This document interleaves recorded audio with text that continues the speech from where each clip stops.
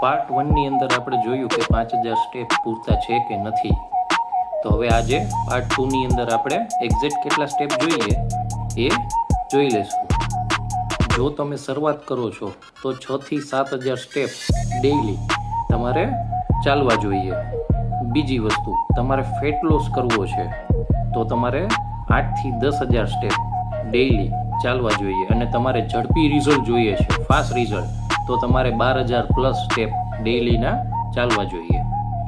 પણ હા, ફક્ત સ્ટેપ જ ઇમ્પોર્ટન્ટ નથી, તમારી સ્પીડ પણ એમાં ખાસ મહત્વનો ભાગ ભજવે છે. સ્લો સ્ટેપ એટલે કે સ્લો વોકિંગ કરો છો તો એ સ્લો રિઝલ્ટ, અને બ્રિસ્ક વોકિંગ એટલે કે ફાસ્ટ રિઝલ્ટ. ચાલો એક સ્માર્ટ ફોર્મ્યુલા જોઈએ.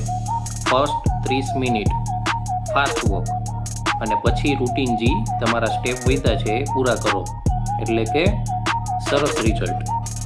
પણ હા, એક વસ્તુનું ધ્યાન રાખવાનું, એક દિવસ તમે 10000 સ્ટેપ ચાલો અને બીજા દિવસે 5000, ત્રીજા દિવસે વળી 10000, વળી ચોથા દિવસે 2000, એ તમને રિઝલ્ટ નહીં આપે.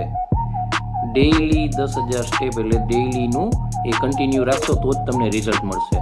શું તમારે 30 દિવસની અંદર પરફેક્ટ રિઝલ્ટ જોઈએ છે? તો નેક્સ્ટ વિડીયોની અંદર પાર્ટ 3માં તમને 1 મહિનાનું પૂરું શેડ્યુલ આપીશું. તો મળીએ નેક્સ્ટ વિડીયોમાં. Subscribe our channel and follow.